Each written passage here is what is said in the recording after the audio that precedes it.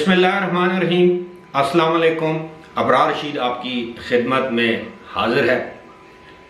آپ میں سے یا ہم میں سے کسی نے تصور کیا تھا کہ 6 مہینے پہلے پاکستان کے صدر ڈاکٹر عارف علوی خود کو عمران خان یا عمران خان کی پالیسیز یا پاکستان تحریک انصاف کی پالیسیز سے دور کرتے نظر آئیں گے، خود کو ان سے لا تعلق کرتے نظر آئیں گے، یا عمران خان اور تحریک انصاف کی جو پالیسیز ہے ان کو انڈورس نہیں کریں گے۔ لیکن اس سے پہلے آپ سے ریکویسٹ کہ اگر ابھی تک آپ نے چینل کو سبسکرائب نہیں کیا تو اسے سبسکرائب کر لیں، جو بیل آئیکن ہے اس کو ضرور پریس کیجئے گا۔ آپ کے تعاون کا بہت بہت شکریہ۔ صدر عارف علوی وہی صدر ہیں جنہوں نے دانت میں درد کے بہانے کی وجہ سے یا دانت میں درد کا بہانہ بنا کر وزیر اعظم پاکستان شہباز شریف اور ان کی کابینہ کے جو ارکان تھے ان کا حلف لینے سے انکار کر دیا تھا، حالانکہ یہ ان کی آئینی ذمہ داری تھی۔ اور دانت کا درد بھی وہ خود ایک ڈینٹسٹ ہیں یا ڈینٹل سرجن ہیں، یعنی دانتوں کے ڈاکٹر ہیں۔ اس کے بعد انہوں نے پھر اگلے مرحلے میں بلاول بھٹو زرداری کا حلف لے لیا۔ یہ اب ماضی کا قصہ ہے۔ پھر اس کے بعد آپ آ جائیں تو صدر مملکت نے، اگر آپ کو یاد ہو تو کس طرح وہ جو احتساب بل تھا اس کو واپس کیا قومی اسمبلی کو، اس کے بعد جو پنجاب کے گورنر کی تعیناتی تھی 2 مرتبہ اس کو ریفیوز کیا، اور بالآخر حکومت یا کیبنٹ ڈویژن کو اس کا نوٹیفیکیشن کرنا پڑا، جو کہ ایک آئینی تقاضا تھا۔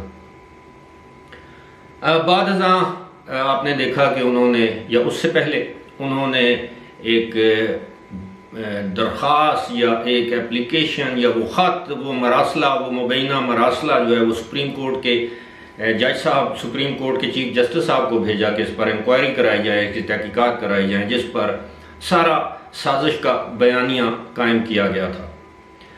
اب اس کو ستم ظریفی کہیں، یو ٹرن کہیں یا مصلحت پسندی کہیں، صدر مملکت کافی عرصے سے خود کو عمران خان کی سیاست سے الگ کرتے نظر آ رہے ہیں۔ شاید وہ اب اپنا کھویا ہوا وقار حاصل کرنا چاہتے ہیں، کیونکہ ان پر ہر طرف سے الزامات لگ رہے تھے کہ وہ ایک وفاق کی علامت کے بجائے، یعنی صدر پاکستان کے بجائے وہ تحریک انصاف کے ٹائیگر کا کردار ادا کر رہے ہیں یا کارکن کا کردار ادا کر رہے ہیں۔ گزشتہ روز انہوں نے آسما شیرازی کو، جن کو پاکستان تحریک انصاف صحافیوں میں سب سے بڑی دشمن یا دشمن اول تصور کرتے ہیں، آپ کے علم میں ہوگا کہ شہباز گل نے ان کے خلاف بھرپور پریس کانفرنس کی تھی، ان کے خلاف سوشل میڈیا پر غلیظ گندے ٹرینڈز چلائے جاتے رہے، اور آسما شیرازی ایک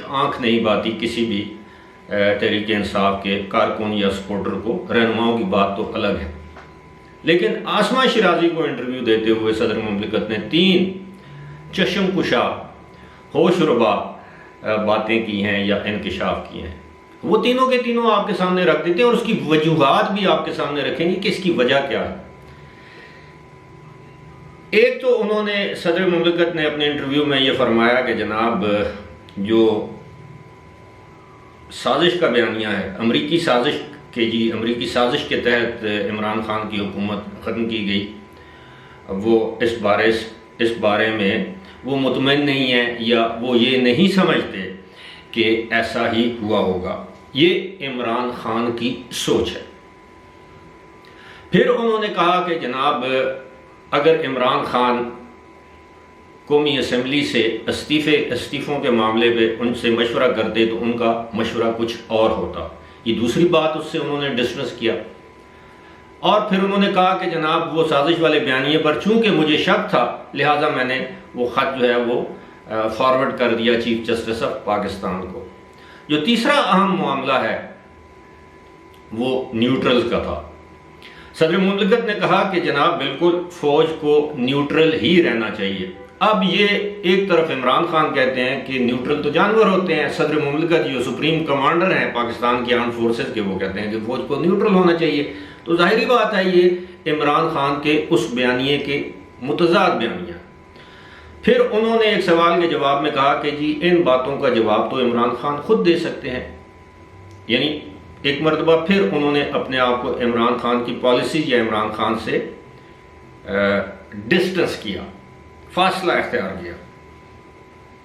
ساتھ ہی ساتھ صدر مملکت یہ فرماتے ہیں کہ جناب یہ دیکھیں کہ آرمی چیف کا جو معاملہ ہے اس کو جو ہے وہ ایشو نہیں بنانا چاہیے، سب کو مل کر مشاورت کرنی چاہیے اور اس پر جو ہے وہ مشاورت کے ساتھ نیا آرمی چیف تعینات ہو۔ یہاں پر وہ سیاسی کارڈ کھیل رہے ہیں کہ جناب آئین میں اس کی گنجائش ہی نہیں ہے، آئین میں یہ اختیار وزیر اعظم کے پاس ہے، جو بھی اس وقت وزیر اعظم ہوگا وہی آرمی چیف کی تعیناتی کرے گا۔ ساتھ ہی ساتھ صدر مملکت یہ بھی کہتے ہیں کہ میرے پاس جب سمری آئے گی تو میں قانون اور آئین کے مطابق اس پر دستخط کر دوں گا۔ اب صدر کے پاس اس کے علاوہ کوئی چارہ ہی نہیں ہے، وہ سمری پر دستخط نہ کریں۔ کیا وہ یہ جرات کر سکتے ہیں کہ کسی شخص کو، کسی بھی جنرل کو، لیفٹیننٹ جنرل کو پاکستان کے وزیر اعظم آرمی چیف تعینات کریں اور اس کی سمری صدر مملکت کو بھیجے اور صدر مملکت اس پر دستخط کرنے سے انکار کر دے کیونکہ عمران خان نہیں چاہتے؟ ایسا تو ممکن ہی نہیں ہے پاکستانی سیاست میں۔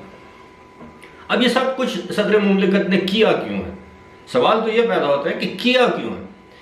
اب اس میں دو باتیں سمجھ آتی ہیں۔ ایک تو یہ ہے کہ پی ٹی آئی کے ساتھ ان کے جو اختلافات تھے وہ کافی عرصے سے سامنے آنا شروع ہو گئے، یا اندر ہی اندر تھے اب سامنے آنا شروع ہو گئے۔ سب سے پہلے تو یہ کہ صدر مملکت نے اپنے منصب کی بے توقیری کرتے ہوئے آرمی چیف کی منتیں کی، ترلے کیے کہ عمران خان سے ملاقات کی جائے۔ عمران خان نے جب ان سے ملاقات کی آرمی چیف سے، اب اس کو ہم مبینہ ملاقات نہیں کہتے کہ اس کی اب بہت اطراف سے تصدیق ہو چکی ہے اور تردید کسی نے نہیں کی، نہ فوج کی طرف سے تردید آئی، نہ ایوان صدر کی طرف سے تردید آئی اور نہ عمران خان کی جانب سے تردید آئی، یعنی تینوں جو فریق ملوث تھے اس معاملے میں وہ ان کی جانب سے تردید نہیں آئی۔ آپ کو یاد ہوگا کہ عمران خان نے کہا تھا کہ سچ میں بول نہیں سکتا اور جھوٹ میں بولنا نہیں چاہتا، کچھ اس طرح کا کوئی ایک انٹرویو تھا۔ اب اس کے بعد کیا ہوا کہ جب عمران خان نے اس ملاقات کے بعد اگلے ہی دن اپنی تمام جو وعدے کیے تھے ان سے مکر گئے اور انہوں نے ایک مرتبہ پھر جلسوں میں جنرل قمر جاوید باجوہ کے خلاف بالواسطہ طور پر ہرزہ سرائی شروع کر دی۔ ایک مرتبہ پھر چوکیدار، اپنا نیوٹرل جانور، وہی پرانا جو ان کا بیانیہ تھا، میر جعفر، میر صادق وغیرہ۔ اس پر صدر مملکت کو ظاہر شرمندگی ہوئی، وہ آکورڈ پوزیشن ان کو اپنی محسوس ہوئی کہ جناب میں دیکھو کیا کرتا ہوں اور شخص نے میرے لیے بھی مسائل پیدا کر لی ہیں، کہ ظاہر ہے پھر فوج کی طرف سے یہ رد عمل تو آیا ہوگا کہ جناب آپ منتیں کر کے تو ملاقات کروائیے، اور اب یہ شخص جو ہے دوبارہ جلسوں میں فوج کو ایک مرتبہ پھر بدنام کر رہا ہے۔ یہاں سے بات شروع ہوتی ہے۔ پھر اس کے بعد جو صدر مملکت نے پارلیمنٹ سے خطاب کرنا تھا، گزشتہ جمعہ کے روز جو انہوں نے خطاب کیا، اس میں یہ تھا کہ پی ٹی آئی اور عمران خان کی یہ خواہش تھی، بلکہ بھرپور مطالبہ تھا صدر مملکت سے کہ جناب آپ پارلیمنٹ سے خطاب نہ کریں، اور یوں اگلا جو پارلیمانی سال ہے جس کے لیے صدر مملکت کا پارلیمنٹ سے خطاب کرنا لازمی ہے وہ شروع نہیں ہو سکے گا اور ملک میں ایک اور آئینی بحران جنم لے گا۔ اور اگر آپ خطاب کرتے بھی ہیں تو آپ اپنی مرضی کا خطاب کریں۔ دوسری جانب حکومت نے کہا کہ نہیں جی، اگر آپ اپنی مرضی کا خطاب کریں گے تو ہم آپ کو نہیں کرنے دیں گے۔ پھر وہ معاملہ بیچ کا راستہ اختیار کیا گیا اور آپ نے سنا، دیکھا اور سنا کہ صدر مملکت نے حکومت کی 3-4 معاملات پر تعریف کی ہے۔ ایک تو IMF سے معاہدہ کرنے پر حکومت کی تعریف کی ہے، سیلاب زدگان کے معاملے پر حکومت کی تعریف کی ہے، اور سفارتی سطح پر پاکستان اور معاشی سطح پر کیے جانے والے اقدامات پر پاکستان کی حکومت کی تعریف کی ہے۔ اب یہ بات کدھر تحریک انصاف کو پاتی ہے کہ جناب وہ دن رات حکومت کو لتاڑتے چلے جا رہے ہیں اور صدر مملکت حکومت کی کارکردگی کی تعریف کر رہے ہیں۔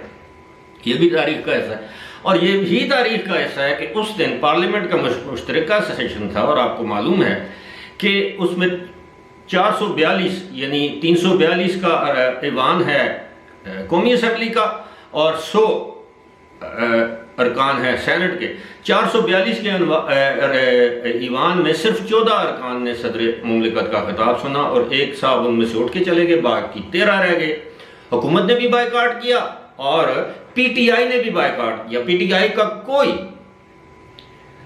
کوئی سینیٹر جو ہے وہ اس وقت ایوان میں موجود نہیں تھا کہ وہ صدر مملکت کا خطاب سنتا. حالانکہ 20-25 سے زیادہ ان کے سینیٹر ہیں. اگر وہ موجود ہوتے تو مناسب تعداد دکھائی دیتی.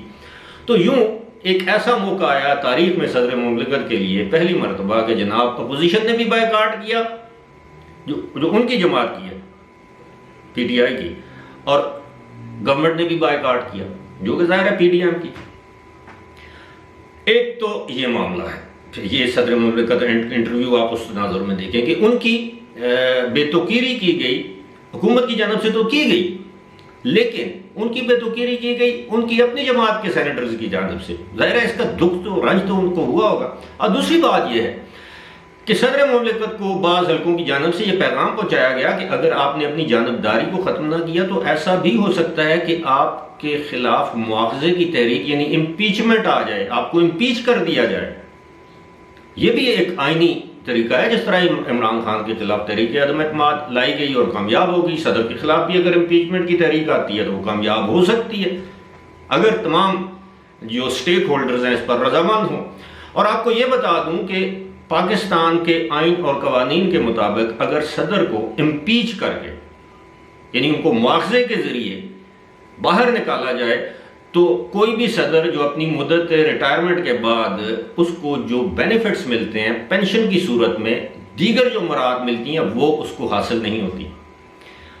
لاکھوں روپے مہینے کے ایک صدر مملکت جو ریٹائر ہو جاتا ہے, جس کی مدت پوری ہو جاتی ہے, اس کی پینشن ہوتی ہے. اس کے علاوہ اس کی سیکیورٹی ہوتی ہے, بلٹ پروف گاڑیاں دی جاتی ہیں, گھر کا کرایہ دیا جاتا ہے, ملازم ہوتے ہیں, پرسنل سٹاف ہوتا ہے, ٹیلی فون کے بل, بجلی کا بل, اپنا گاڑیوں کا پیٹرول, مینٹننس وغیرہ وغیرہ. تو کون یہ سمجھے جو مڈل کلاس کا آدمی ہے وہ چاہے گا کہ جناب وہ صدارت سے ہٹے اور اس کے پاس جو اس کے بعد جو مراعات, جو لش پش, جو پروٹوکول, جو سیکیورٹی ہوتی ہے اس کو وہ انجوائے نہ کرے, اور سب کا سب سرکار کے خرچے پر, میڈیکل اور بچوں کا, اپنا اہل خانہ کا, جو بھی آپ کے ڈیپینڈنٹ ہیں, یہ ساری مراعات ان کو حاصل ہوتی ہیں. تو اس لیے صدر مملکت نے مناسب سمجھا کہ اب ویسے بھی ان کی صدارت, منصب صدارت کا سورج غروب ہونے کو ہے. ظاہر ہے چند مہینے رہ گئے ان کی صدارت کو, اس کے بعد تو ویسے بھی وہ صدر نہیں رہیں گے. تو انہوں نے یہی سوچا ہوگا کہ جناب اب آخری جو عمر میں یعنی منصب صدارت کی آخری عمر میں وہ کیا ہے کہ آخری عمر میں کیا خاک مسلمان ہوں گے. تو خیر یہ انہوں نے یہ ایک دانستہ کوشش کی کہ جناب ان کے خلاف نہ تو مواخذے کی تحریک لائی جائے, نہ ان کو جانبدار سمجھا جائے, اور ان کو باعزت رخصت کیا جائے. اور اگر وہ چاہتے ہیں کہ حکومت اور اپوزیشن کے درمیان کوئی مذاکرات کے ذریعے ارلی الیکشن کا راستہ نکل آئے, آرمی چیف کی تعیناتی کا کوئی بہتر حل نکل آئے, حالانکہ اس صدر مملکت کا اس سے کوئی تعلق نہیں ہے, تو اس لیے انہوں نے اپنے آپ کو بہت سی نگاہوں اور نظروں میں سرخرو کرنے کی ایک دانستہ کوشش کی, اور ساتھ ہی ساتھ یہ بھی بتا دیا بین السطور نہیں, بٹوین دی لائنز نہیں, اوپنلی, کہ وہ عمران خان کی ان پالیسیز یا ان بیانیوں سے نہ صرف اتفاق نہیں کرتے بلکہ اختلاف رکھتے ہیں. فی الحال مجھے دیجیے اجازت. خدا